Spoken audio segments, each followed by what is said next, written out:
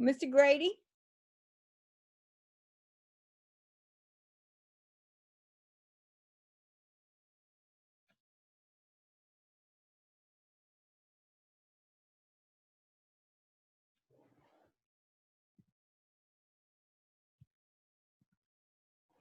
Hello, Mr. Grady. How are you?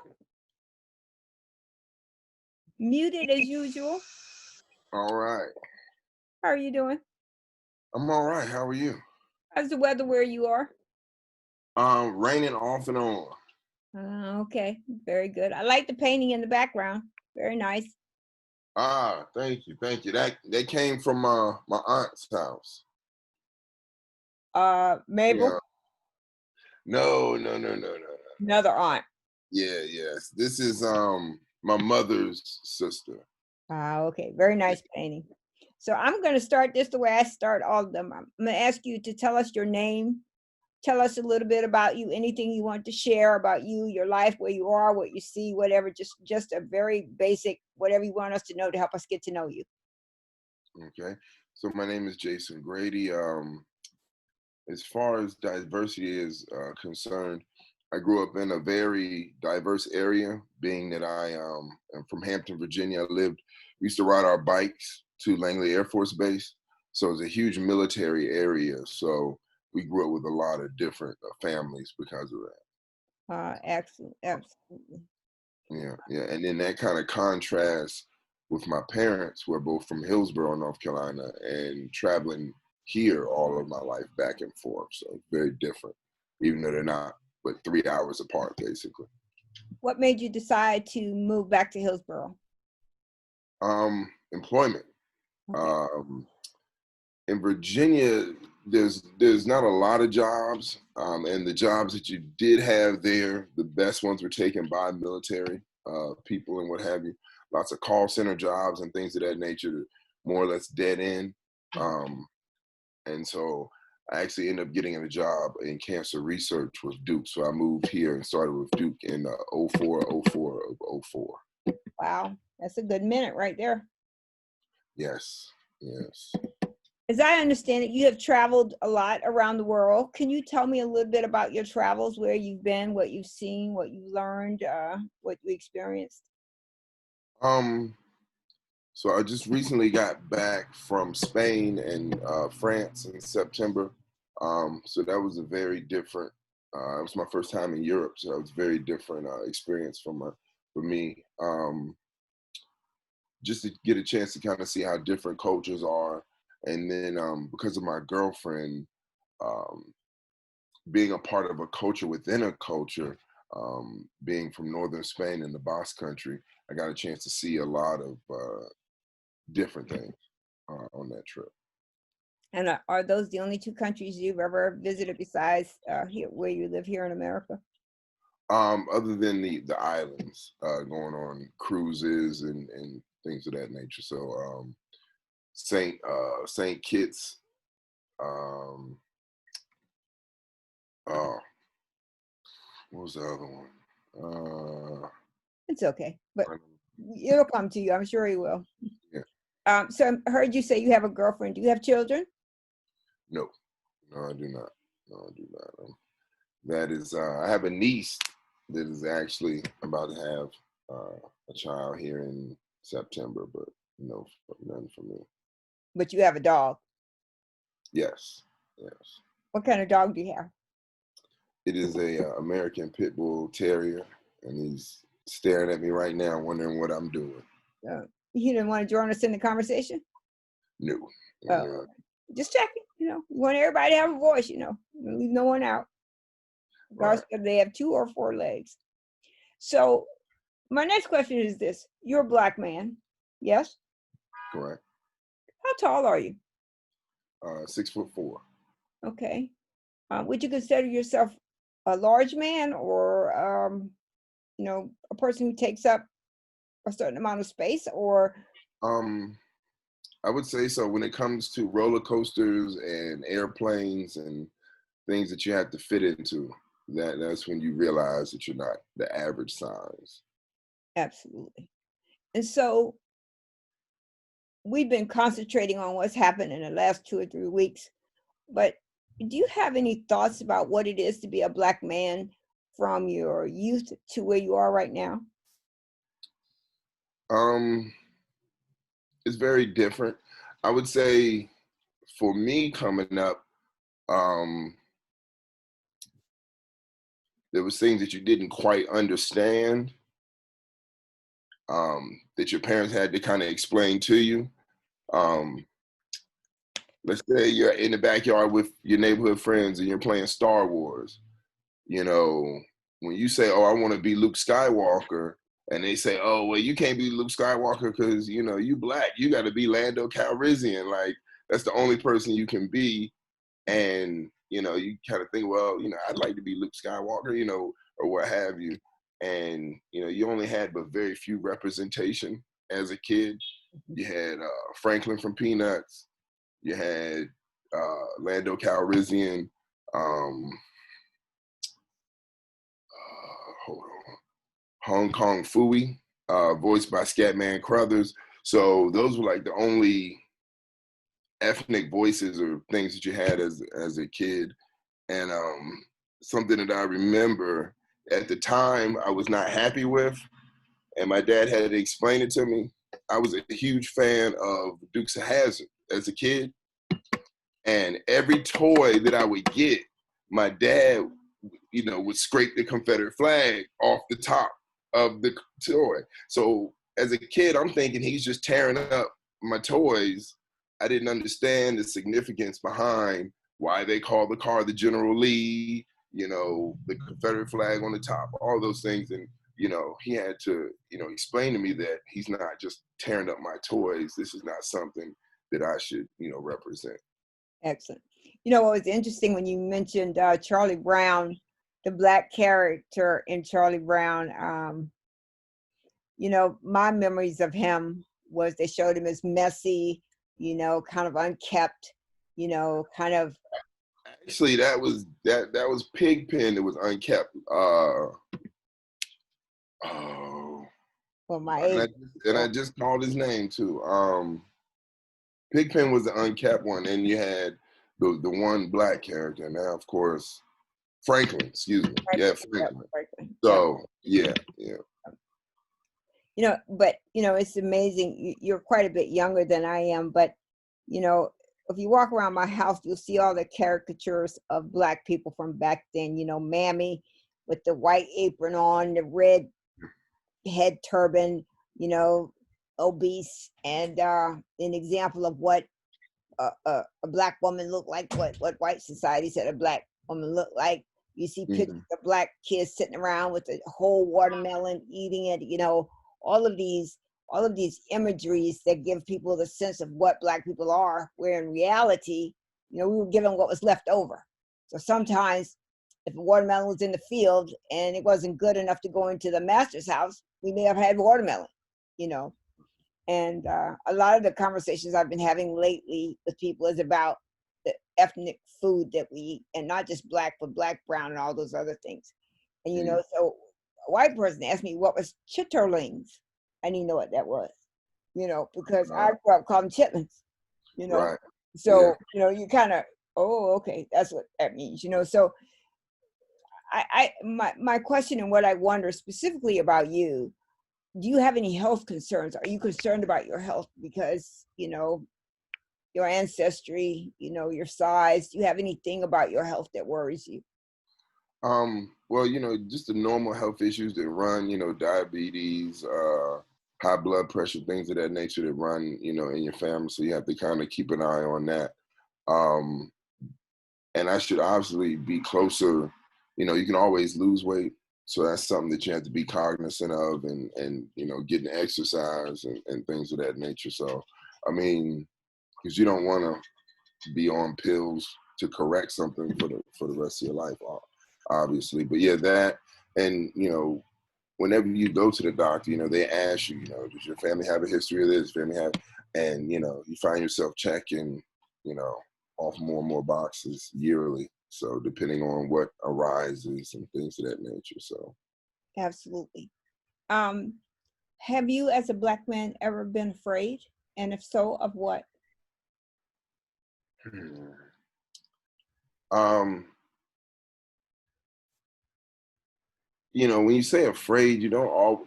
That's such a misnomer because as guys, we're supposed to be, macho and all, these types of things and not be afraid of things. So, for me to say that, I would be, like, oh, well, afraid. But there's things that you just had to be cautious of, you know, and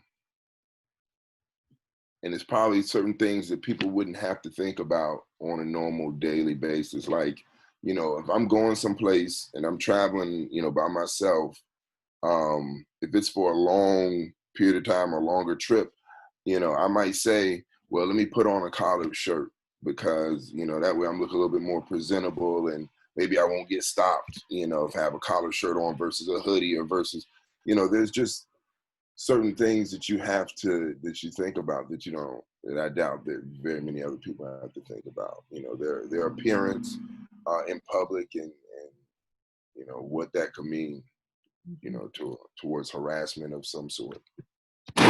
Uh, you can answer this whether you feel comfortable or not. I leave it totally up to you. Have you ever encountered law enforcement? Oh, yeah, many times. And sometimes you come up with excuses because I used to drive a car that was not registered in this state because it was owned by my mother. Because she had won it in a raffle or what have you. And, I would have people stop me and say, I didn't think you had your sticker. But knowing I had Virginia tags, it wouldn't have a North Carolina sticker. I've had people pull me and then say it was I've had several seatbelt stops. One, I was on my way to work and my car, like the windows weren't even fully defrosted yet. And I had someone pull me over for a seatbelt. And where he said he was sitting at, there's no way that he could have seen into the car through the fog in the morning to see whether I had my seatbelt on or not. And my uncle, that's the sheriff's deputy here, when I told him about it, he basically said to take pictures of where I was at the exact same time in the morning and that kind of thing. And that way I could fight it. And sadly enough, I just ended up paying the money to make it go away because at the time I didn't have a whole lot of time to take off work and be doing, these type of things, which is what they count on, that you're just going to, pay the money and make it go away. But so I've had several of those and just other run-ins, and not all of them have been, some of them where you've been pulled over and you're not harassed. It's like, because at a time I drove a motorcycle that was not one that you would normally see on the streets. Mm-hmm. And I've had police pull me over and harass me over it. And I've had police pull me over and want to know more about it and, ask me how much I like it and things of that nature. So, it's a hit or miss. You just never really know depending on, what someone's intentions are. We call that driving while black. Correct. Yeah. Correct. And I think a point that you made that's really, really important to note, that not all law enforcement people are bad. There are some that are really generally helpful and go out of their way to help and make our lives better. But there are some bad apples who feel threatened by us. And the reason why I asked you the question about being afraid earlier, I mean, if a police officer asks you to get out of the car, if we were discussing average size of a man or a woman, you would tower over them. And so they may feel unsafe, thus making you feel unsafe, not necessarily afraid, but just know that you would make it home safely. Right. And the thing that also makes me cautious is the same uncle that was a deputy sheriff and bailiff here in town with the sheriff's department. He was harassed by the local police department. And the sad fact that they didn't even get what they were doing because he had the altercation and he went home, picked the phone up and made a phone call. And within 45 minutes, the cop that harassed him was at his house apologizing. But instead of him apologizing for the harassment, he was saying more or less, well, why didn't you tell me who you were? Like, why should I have to tell you who I am to get, decent treatment? Like, so, there's things like that. And here in this area, I probably experienced a little bit more racism over my life. North Carolina or in Hillsborough? No, well, Hillsborough. Okay. One, they have these pro-Confederate rallies here in Hillsborough yearly, right downtown, and that brings out neo-Nazis, KKK, all the people under the guise of pro-Confederate. And even as a kid, there's a kind of like flea market here. And I was talking to my dad about this morning, because it's funny how sometimes you don't realize something is racist as a kid, and then when you look back, you're kind of like, oh man, And I'll never forget, I was at this flea market, and my mother and I got separated because I was looking at something or whatever. So I ran to go and catch up back with her, and I bumped into this guy, this man or what have you. And I just remember he was like something to the effect of, watch where you going, buckwheat. And like at the time, I knew who the buckwheat character was, but like it didn't all, I just remember his facial expression when he said it, more of than what he was saying. And then later I was like, just thinking about it, I was like, I think that guy was right, I don't think I remember even telling my mother about it at the time. But, going back and thinking about it, then you're like, but this is an area that, is known for that just type of activity. And because my grandmother used to clean for a lot of families here in the area. And so my mother would go along, because sometimes the families that she would clean for would have, children my mother's age and stuff. So she would go and play while they were cleaning, or they would clean, and the mother would give them, money for helping out and everything. And I remember like the people that worked, because they had like it was a farm. So people that worked on the farm, of course, weren't allowed to eat in the house. So they all ate on the back porch. So my mother was helping the daughter that was her age wash the dishes and things. And not knowing, my mother had grabbed some of the plates that were being used out on the back porch with the plates inside the house. And, this little girl who she played with all the time, she was like, oh, no, don't put them in there. Them nigga dishes, we don't wash them with the rest of them. And, but the little girl didn't even, not like she was thinking that. And she didn't look at my mother as she looked at the people that worked, that worked and ate on the back porch and things of that nature. So, it's always, and there's stories like that, that my mother would tell me growing up, and things that, it would just make you cautious and leery, about instances that they went through, for the simple fact that they went to college in the early 60s. So they went through the sit-in movements at Winston-Salem State and at North Carolina A&T. And, then they moved to Virginia in the mid 60s or so. And I remember them telling me the story about them driving to New York for the World State Fair, New York State Fair in 65.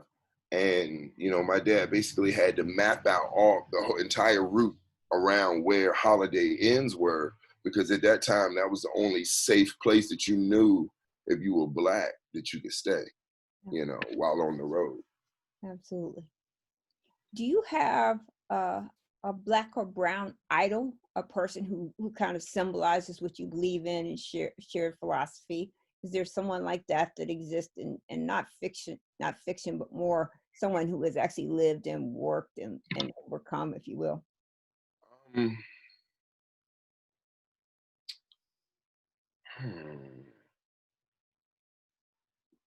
Not like right off the top of my head, you would have like your normal kind of, Malcolm X type, but I would lean more towards maybe Bob Marley than I would anyone else, as far as him and Muhammad Ali are the two that are resonate with me the most.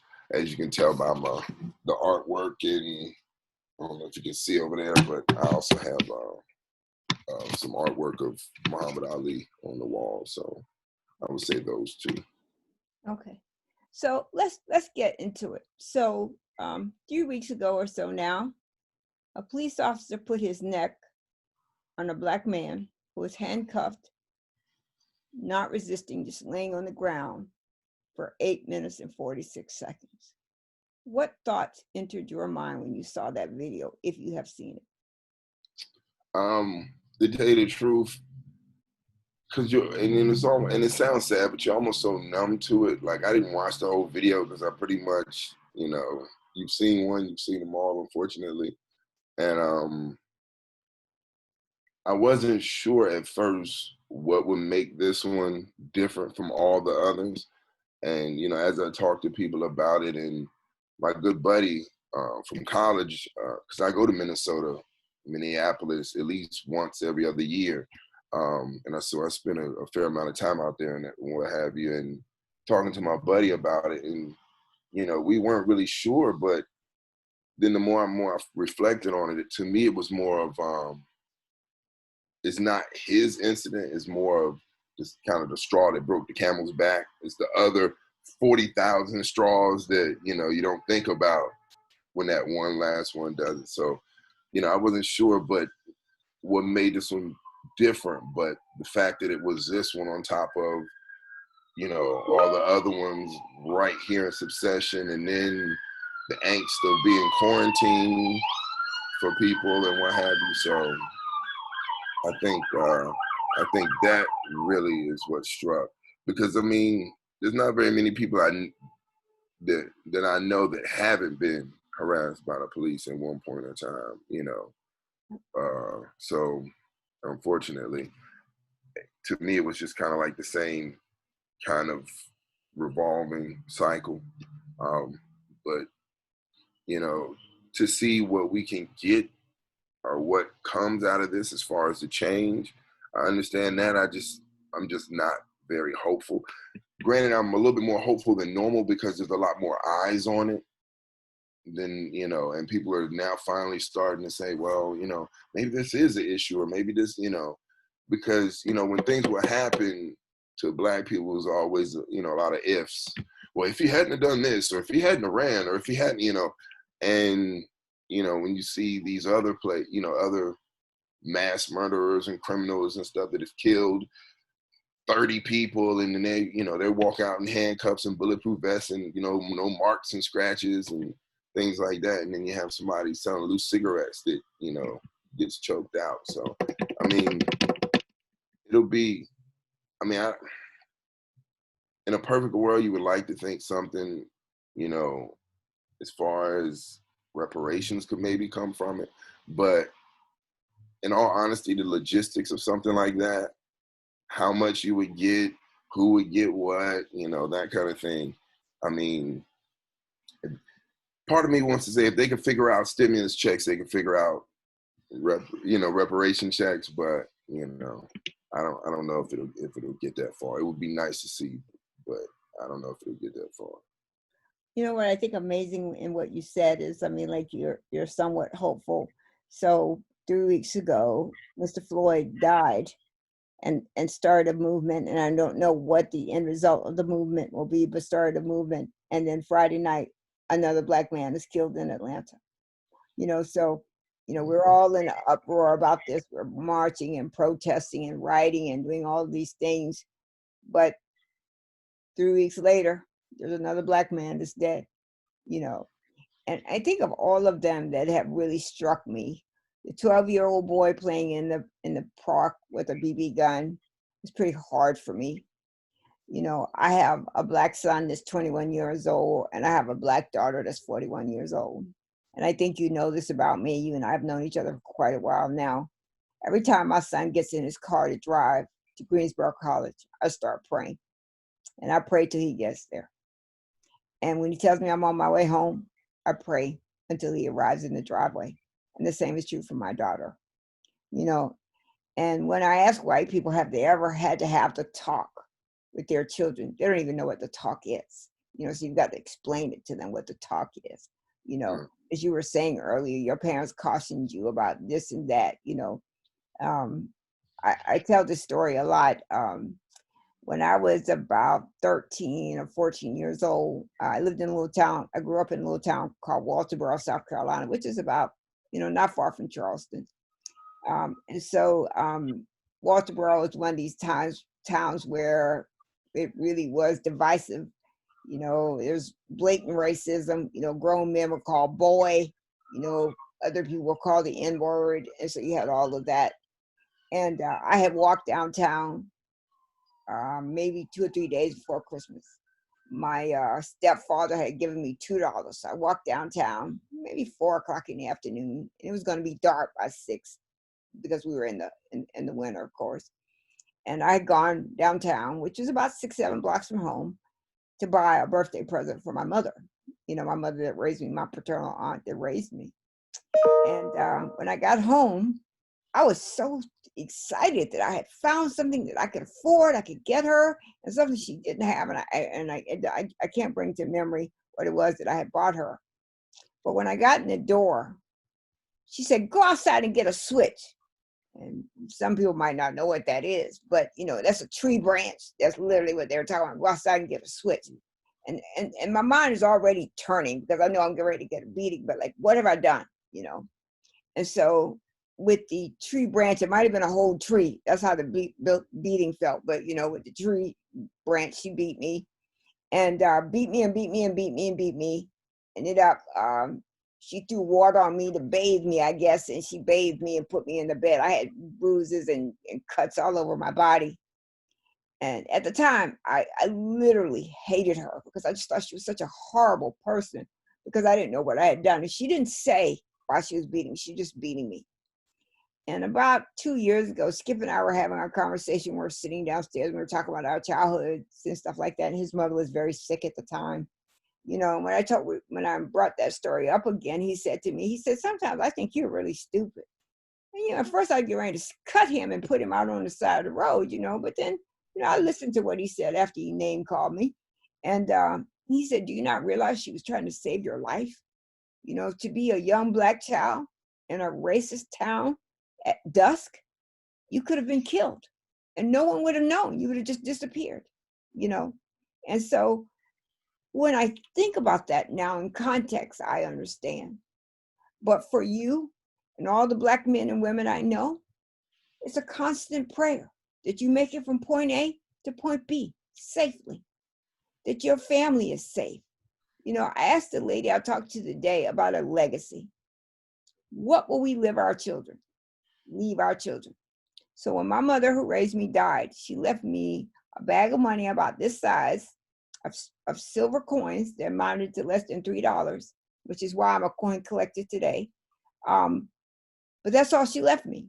She had a natural born son, and she left him a 38. And I don't know what kind of gun a 38 is, but a 38, so she left him that. And that's all she had to leave us.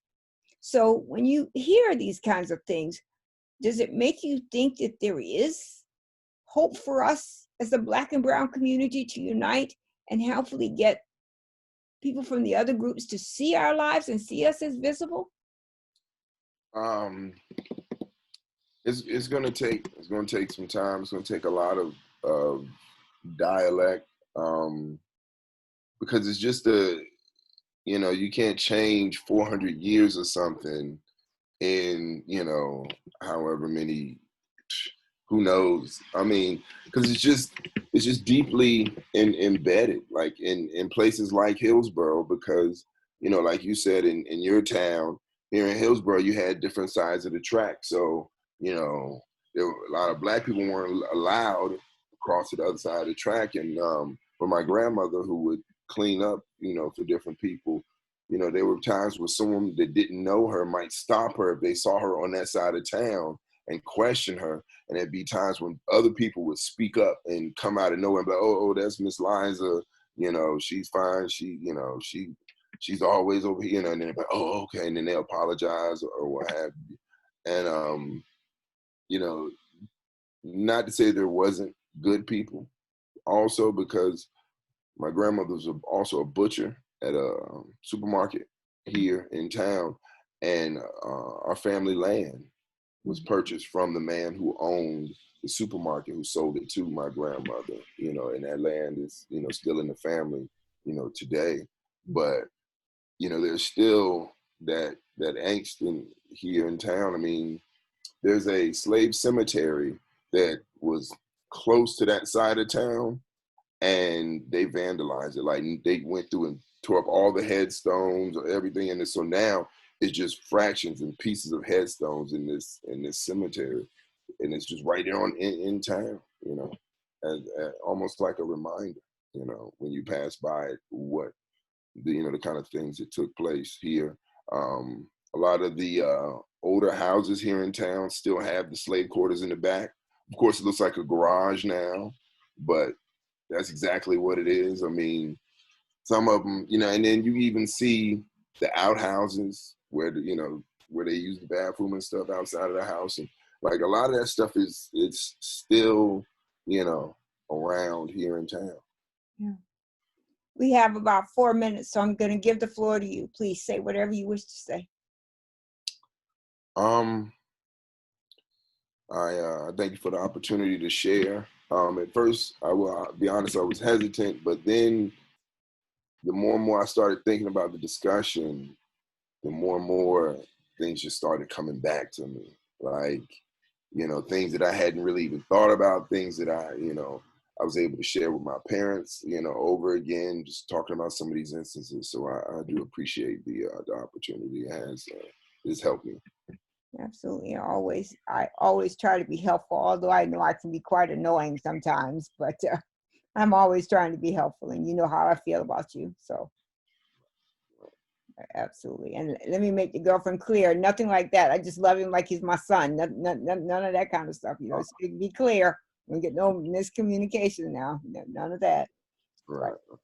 Well, Jason, I appreciate you as a man. I appreciate you as my friend. I consider you a part of my family. My father-in-law keeps asking me about you. I keep telling him I'm gonna have him come down here and help you run this upholstery shop. You keep bothering me because he always talks about you. You have made an indelible mark on him because he just talks about you all the time. I do need to reach out to Mr. Brown and see how he's doing and check on him. Absolutely. If you want to come back and chat again at some other time, I'm happy to chat. Once this recording converts, I will send a link to it to you. I need you to review it. And if you review it, reply back to me, say I approve it and it's okay to upload. If you don't think so, just say no, I don't want to do it, or I want to do over, and we'll do it again. And someone said to me that skin folk ain't always kinfolk, but I think skin folk for you, to me, is absolutely kinfolk. Absolutely kinfolk. You always take care of me. When I'm in the lurch with some kind of technology issue, you step in and get it right. And so I have come to learn so much about you and admire you so much as a man. I admire the stance you take about things when you see injustice, and that's a pretty powerful thing. So thank you so much for being my friend and my son. Thank you very much for that. I appreciate it. Yes. And we've been through a lot in these years, ups and downs, and and I feel like we mesh together. Yep, absolutely. I count on you more than you know. I go to you first because I want the truth. I don't want it sugar coated for me or put it in some kind of nice package and then find out it's a pile of poop. I want the real deal, and you give that to me every time. Even if you piss me off or I piss you off, at the end of the day, we still end in the exact same space. We still love each other. So I'm very grateful for that. So thank you so much. Thank you so much. No problem. No problem. And so I'll send you the video as soon as it's converted and you can look at it. Okay? Okay. All right. Have a good afternoon. You do the same. Bye. All right.